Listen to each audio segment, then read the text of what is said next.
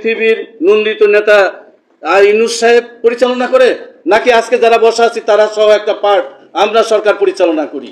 তাহলে সেই সরকারের কর্মচারীরা যদি, রাষ্ট্রের কর্মচারীরা যদি ইজ্জত না পায়, রাষ্ট্রের কর্মচারীরা যদি খাবার না পায়, রাষ্ট্রের কর্মচারী যদি ঘুমানোর ব্যবস্থা না পায়, রাষ্ট্রের কর্মচারী যদি তার ছেলে মেয়ের লেখাপড়া করতে না পারে, তার চিকিৎসার ব্যবস্থা না করতে পারে, সেই রাষ্ট্র কি ভালো চলতে পারে? এটা কোনোদিনই পারে না। আমি বিশ্বাস করি কোনোদিন ভালো চলবে না।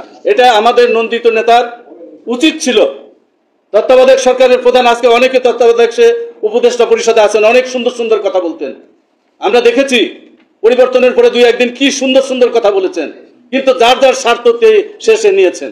কিন্তু কর্মচারী ভাইয়েরা আমরা সেই কথাটা বুঝি না। কেন বুঝি না? আমরা, আপনারা দেখবেন একটা কাক যদি কোথায় মারা যায়, হাজার হাজার কাক চিৎকার করে একটা কাকের জন্য। কিন্তু আমরা এমন একটা জাতি হয়ে গেলাম, এমন কর্মচারী হয়ে গেলাম এই 15 বছরে, যে আমরা ওই অফিসে ফ্যাসিস্ট সরকারের দাপটে আমরা আমাদের কর্মচারীর ভাগ্যের পরিবর্তন করে ফেললাম, ভাগ্য নিয়ে সিনেমিনি খেললাম। আজকে একটি সরকারি প্রতিষ্ঠান, সেখানে 4th শ্রেণী কর্মচারী নিবে আউটসোর্সিং এর মাধ্যমে। এই জিনিসটা যদি আর 5 বছর চলে, তারপরে কি একজন 4th শ্রেণী খুঁজে পাবেন? 4th শ্রেণী শেষ হয়ে গেলে তারপরে ধরবে 3য় শ্রেণীতে। এটা হলো পরিকল্পনা, এটা তাদের ভবিষ্যৎ পরিকল্পনা। আপনারা যদি এই কথাগুলো না বলেন, না বুঝেন, তাহলে ভবিষ্যৎ আপনাদের জন্য ভালো না। আজকে যে উদ্যোগ আপনারা নিয়েছেন, পরিষ্কার কথা থাকবে। আজকে আমরা ব্যবস্থা, আমাদের মর্গ ভাতা চাইতে গেলে টাকা নাই, অর্থের সংকট, অমুকের সংকট, হাজার হাজার কোটি টাকা লুটপাট করে খাইতেছেন, সেখানেও অর্থের সংকট হয় না? এই কথাগুলো বুঝাইতে হবে, বোঝানোর মতো লোক লাগবে, অভিভাবক লাগবে। আমরা যদি খালি চিল্লাই আমরা হবে না, আমাদের অভিভাবক লাগবে, আমাদের সৃষ্টি করতে হবে। আমরা সচিবালয় পদবি পরিবর্তন করতে আজকে ইউপিও, সেখানে কথা ছিল সৈয়দ মহিউদ্দিন আমাদের সাথে, সালাউদ্দিন সেলিম সহ, আমি লিয়াজু কমিটি করে দিলাম সৈয়দ মহিউদ্দিনের সহ। সেখানে কথা ছিল তাদেরটা রেডি আছে বিদায়, সেদিন আমরা রাজি হয়েছিলাম 11 জন। আমরা ছিলাম 22 জন লিয়াজু কমিটির সদস্য। সচিবালয় আর বাইরে সারা জীবন বৈষম্য হইতো, জানেন। সেই আন্দোলনে একসাথ করলাম। সেখানে কথা হইলো যে ভাই, আমাদের ফাইলটা রেডি আছে, তোমরা যদি দাও তাহলে তোমাদেরটা 3 মাস সময় নিয়ে করো। আমরা সেদিন মান্নান বইয়ের সামনে আমাদের আলোচনা হইলো, সেখানে কথা হইলো 3 মাস পর আমাদেরটা পাবো। আমরা কি করলাম? আমরা যারা বড় নেতা, আজকে যদি আমার সামনে সেই সমস্ত বড় নেতাদের পাইতাম, তাহলে আপনাদের সামনে আজকে দোলাই করতাম, প্রশ্ন করতাম। বড় বড় কথা বলে তারা, মকবুল আলী শাহ, আব্দুল্লাহ সহ, সালাউদ্দিন সেলিম সহ, আমরা তাদের 7 জনকে 7টা বিভাগে দায়িত্ব দিয়ে দিলাম সারা দেশের কর্মচারীদের পদবি পরিবর্তনের জন্য। সেখানে এসে কি করলো? তারা পদগুলি পাইয়া যার যার মতো যাইয়া বিভাগীয় সমিতি শুরু করে দিল। কেউ শিক্ষা বিভাগীয় সমিতি, কেউ স্বাস্থ্য বিভাগীয় সমিতি, কেউ সড়ক জনপথ সমিতি, কেউ রোড সমিতি, কেউ ডিসিএ সমিতি। কইরা কইরা সবাই যারা হেড অ্যাসিস্ট্যান্ট, তাদের বলে তাড়াতাড়ি করে 10,000 করে নিয়ে আসেন, আপনারা হয়ে যেতেছেন, পিও হয়ে যেতেছেন, অফিসার হয়ে যেতেছেন। ব্যবসা শুরু করলেন কেন রে ভাই? দুর্ভাগ্য আমাদের। আর আজকে তো আরো খারাপ অবস্থা আমাদের। আজকে এই যে এত কষ্ট করেন, এত কিছু করলেন, 15টা বছর আমরা কিছু পেলাম না।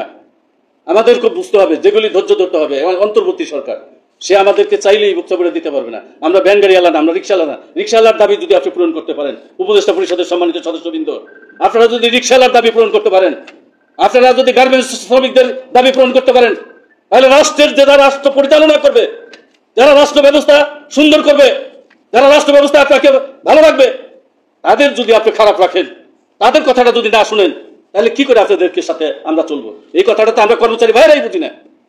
আমরা কে কোথায় মিটিং করেছি? 7 তারিখে যে আপনারা সভা করবেন, 7 তারিখে মহাসমাবেশ দিয়েছেন। আমরা সালাউদ্দিন সেলিম থাকতে অতীতে আমরা সাজার ভাই জানে, সাজার ভাই বহু জেলায় গেছে, ফাইল মজুমদার বহু জেলায় সফর করেছে, ওয়ারেস সাহেব বহু জেলায় সফর করেছি। আমরা প্রোগ্রাম, জাতীয় প্রোগ্রামের আগে চিন্তা করছি সমস্ত মানুষকে সংগঠিত করতে হবে, তাদের খোরাক দিতে হবে। আমরা কি সেই কথা কাজ আজকে 15 বছরে তো আমরা সেটা করতে পারি নাই। 15 বছর ধরে যে আপনারা লড়াইটা করছেন, সেই লড়াইয়ের ফসলের জন্য আজকে শেষ সিদ্ধান্ত যেটা নিয়েছেন, একটা মহাসমাবেশ, এটা কিন্তু বিশাল ব্যাপার। যেখানে 12 লক্ষ 14 লক্ষ কর্মচারী আমরা ঘোষণা করি, সেখানে যদি আমি 1 লক্ষ লোক সেখানে উপস্থিত না করতে পারি, তাহলে কিসের মহাসমাবেশ, কিসের দাবি দিবে আপনারা বলেন? আজকে যদি আমি এই ভূমি অফিসে, যিনি যেখানে সভাপতি আছেন, আজকে যেখানে মিটিং করছি, সেই অফিসে যদি অন্তত 500 কর্মচারী থেকে থাকে, যদি 300 কর্মচারী না জানে যে শুক্রবারে আমাদের মহাসমাবেশ, আমার প্রাণের দাবি, আমার অস্তিত্বের দাবি, আমার চাকরির দাবি, আমার ছেলে মেয়ের দাবি, সেই দাবিটার কথা যদি না জানে, তাহলে কি করে তারা মিছিলে যাবে? শুধু নেতা গেলেই হবে, আমি যাই এখানে বক্তৃতা দিলেই আপনার প্রোগ্রাম সাকসেসফুল হবে? এটা কোনোদিন হতে পারে না। তাই আমার পরামর্শ হলো, আপনারা যা করবেন খুব ভেবে চিন্তা করবেন। আপনাদের মধ্যে শুনেছি অনেক নতুন নেতৃত্ব হয়তো বুঝে না বলে, কি বলে আপনারা আলটিমেটাম দিচ্ছেন, আমাদের মর্গ ভাতা যদি না মানে আমরা 7 তারিখে সমাবেশ করি। 4 তারিখে মহাসমাবেশ করবো। মহাসমাবেশের চূড়ান্ত আন্দোলনের কর্মসূচি ঘোষণা করবো। আন্দোলন কি? আমাদেরকে কর্মচারী 11 থেকে 20 গ্রেডে কর্মচারীদের রেশনিক ব্যবস্থাটা চালু করে দেন। পুলিশে মাত্র 200 টাকায় রেশন পায়, সারা মাস খায়। আমাদের বেতন স্কেলের এত লড়াইয়ের প্রয়োজন নাই। আমি দীর্ঘদিন বহু লড়াই করেছি, বহু সংগ্রাম করেছি, বহু কমিশনের চেয়ারম্যানের সাথে ফাইট করেছি। বেনিফিট কি পেয়েছি? আমরা পেয়েছি 8,250 টাকা, আর ওরা পেয়েছে 78,000 টাকা। আবার চিল্লাই আপনারা লক্ষ লক্ষ লোক জমায়েত করবেন, লক্ষ লক্ষ টাকা খরচ করে আপনারা আন্দোলন করবেন, ওরা পাইবে 1,20,000 টাকা, আর আপনার বাড়লে 12,000 থেকে 14,000 টাকা। কি লাভ হবে? লাভ হবে আমার শেষ কথা। আমার কথা হলো যে আমার রাসায়নিক ব্যবস্থা চালু করতে হবে।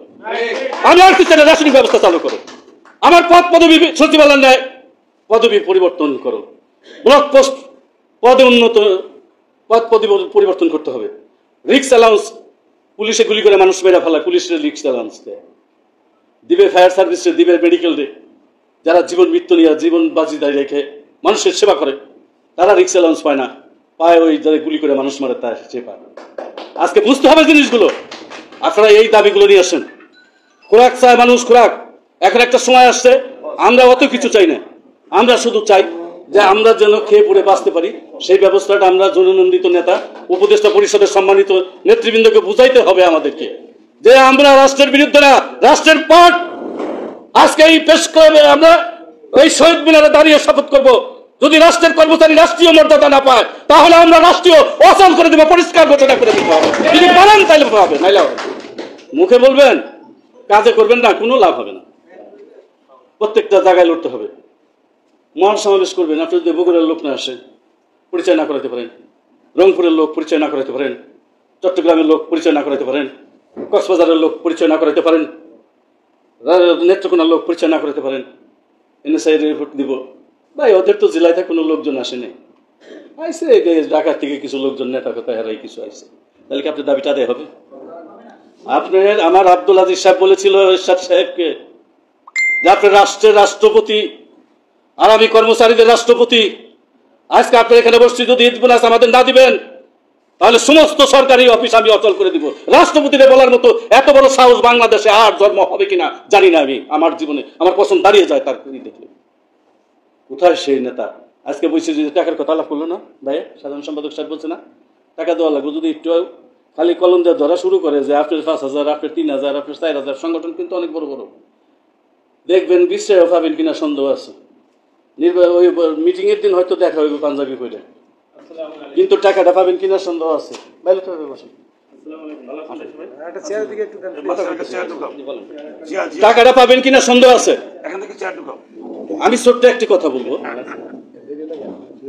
আমরা বোম্বে, আমি আর সেলিম ভাই একটা মিটিং এ গেছিলাম বোম্বে, সেখানে কোটি কোটি টাকা সমিতি, 1,20,00,000 লোকের, ভাই শুনেন কথাগুলো, 1,20,00,000 লোকের সরকারি কর্মচারী ইন্ডিয়াতে আছে, তার সাথে ব্যাংক ফেডারেশন যোগে 1,65,00,000 লোক হয়েছে। সেখানে তাদের প্রতিনিধিত্ব 25,000 লোকের মিটিং হয়েছে। সেখানে তারা যে চাঁদা উঠাইছে, আমাকে সুকমলদা বললো, সুকমলদা তো সার্জার ভাই চিনি, সুকমলদা আমাকে বললো যে আমাদের যে চাঁদা উঠছে সে চাঁদায় থেকে আরো 6 মাস আমরা এই কর্মচারীদের খাওয়াইতে পারবো। তারপরেও সে কি চালাকিটা করলো আমি দেখলাম। এরকম একটা সভা ডাকছে, সমস্ত রাজ্যের 2 জন করে প্রেসিডেন্ট সেক্রেটারি ডাইকে বললো কি, যেহেতু 28টা রাষ্ট্রের নেতৃবৃন্দরা আসছে, তাদেরকে 5 স্টার হোটেলে রাখছি, একটু খরচ তো আমাদের বেশি হবে, তা আপনারা আমাকে কি একটু সাহায্য করতে পারেন? বা দাদা আপনি বলেন কত দিতে হইব, কত না আপনারা ইচ্ছা করে বলেন। ইন্ডিয়ার রুপি আছে না, 500 টাকা করে সবাই দিয়ে দিলেন। 500 টাকা করে দিল, মনে হলো যে আমরা ওই নিয়ে কত টাকা উঠলো, আমি আশ্চর্য হয়ে গেলাম টাকা দিকে। এই যে আমরা বলছি না, আপনার যদি মিটিং করতে হয় আপনি ওই টাকা ধরে ওরা 5,000 ওরা 10,000 ধরে টাকা দিতে পারবেন। এই বলছি যদি নিয়ত ভালো থাকে সবাই, যদি ইচ্ছা করেন চান যে হ্যাঁ কর্মচারীদের জন্য আমরা কিছু করতে চাই, আমাদের উপরে দায়িত্ব আসে, দায়িত্ব কিন্তু এমনি এমনি আসে না, আল্লাহর তরফ থেকে নেতা হয় আর আল্লাহর তরফ থেকে শেষ হয়, এটা মনে রাখবেন। কর্মচারীরা দায়িত্ব দিয়েছে আপনাদেরকে, যদি কর্মচারীদের জন্য কিছু করতে চান, আপনারা চা খায়া, বিড়ি খায়া, সিগারেট খায়া টাকা উড়াই দিচ্ছেন। প্রত্যেক দিন যদি একজন 100 টাকার সিগারেট খান, 30 দিনে কত টাকার সিগারেট খাচ্ছেন হিসাব করেন। 1 বছরে কত টাকার সিগারেট খাচ্ছেন হিসাব করেন, কত টাকা চা খাচ্ছেন। যদি ওই টাকাটা জমাইতেন কত টাকা জমতো।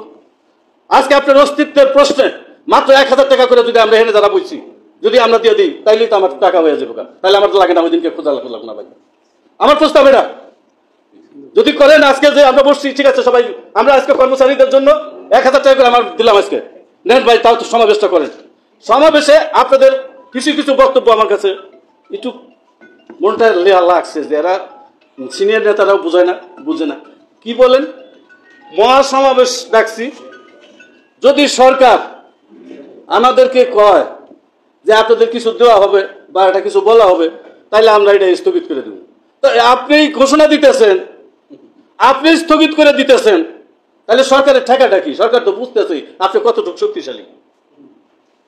এটা কিন্তু মাইন্ড করবেন না, এটা আপনাদের বোঝার জন্য কথাটা বলছি ভাই, কষ্ট নিবেন না, এটা আমি বোঝার জন্য বলছি।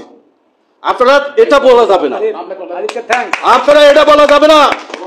আমার বলার শেষ কথা থাকবে ওইটা, রাষ্ট্রের যদি রাষ্ট্র ভালো পরিচালনা করতে হয়, রাষ্ট্রের সম্পদ আমরা যারা আজকে এখানে জমা হয়েছি পেটের ক্ষুধা নিয়ে, আমার ক্ষুধা যদি নিবারণ না হয়, আমি রাষ্ট্র ভালো চলবে বলে আমি বিশ্বাস করি না। এটা সাংবাদিকদেরকে বুঝাইতে হবে ভালো করে, এনএসআইদেরকে বুঝাইতে হবে ভালো করে, সরকারকে। আমাদের তো সরকারের বিরুদ্ধে কোনো আন্দোলন না, আমরা তো সরকার উৎখাত করার কোনো আন্দোলন করতেছি না। আমরা সরকার যেমন এসে আসুক, যে আমরা চাবো দেশটা উন্নত করার জন্য।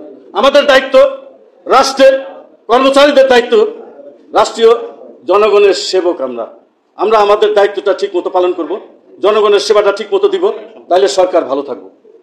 আজকে যদি সব এখন যে কর্মসূচিটা আপনারা দিবেন, আপনারা মহাসমাবেশের থেকে কর্মসূচি ঘোষণা করবেন, কিন্তু তার আগে আমার একটা কথা হলো, আজকে যারা বইছি মনে প্রাণে থেকে, আমি তো শুরু করছি, আমি এটা কথা বললাম, যদি আপনারা কি সবাই যদি দেন, তাহলে আমি 1000 টাকা আগে দিয়ে নিই, তারপর আপনারা দেন, দেখি এই যে টাকা দেন, এখানে দেন, এই দেন, এইখানে টাকা দেন,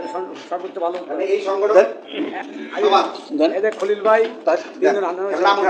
এনে রাখেন টাকা, এনে রাখেন। আমরা মনে করি যে আপনারা খালি দিবেন, আওয়াজ করবেন না, একজনের কাছে দেন, উনি এই টাকাটা জমা দিবেন। আচ্ছা, আমাদের কর্মসূচিটার বিষয়ে আমার মুখ্য সমন্বয়ক সাহেব উপর ভাই এখানে আসছেন। আমার একটা পরামর্শ, এই যে আমার আজিজ ভাই রিটায়ার্ড হয়ে গেছে, আমার ঢাকা মেডিকেল কলেজ হাসপাতালের সর্দার, আমাদের উপদেষ্টা। আমার একটা পরামর্শ, ভাইরা কথা বললেন না, আমার একটা পরামর্শ, আমাদের সর্ব অঙ্গে কর্মচারীরা জানে না আমরা কি করতে যাচ্ছি, এটা কি অস্বীকার করতে পারবেন? সর্ব অঙ্গে কর্মচারীরা জানে না আমরা কি করতে যাচ্ছি। আমার মনে হয় সরকার যদি বুদ্ধিমান হয়, আমরা আকুতি মিনতি করবো, আজকে সভাতেও বলবো, যদি কোনো সরকারি গোয়েন্দা লোক থাকেন বলবেন আমাদের ঘোষণাটা দিয়ে দেওয়ার জন্য। সর্বপ্রথম সরকারি চাকরিজীবীদের নবম পে স্কেল সহ মহার্ঘ ভাতা সংক্রান্ত সঠিক তথ্য পেতে চ্যানেলটিতে লাইক, কমেন্ট ও সাবস্ক্রাইব করতে ভুলবেন না। ধন্যবাদ।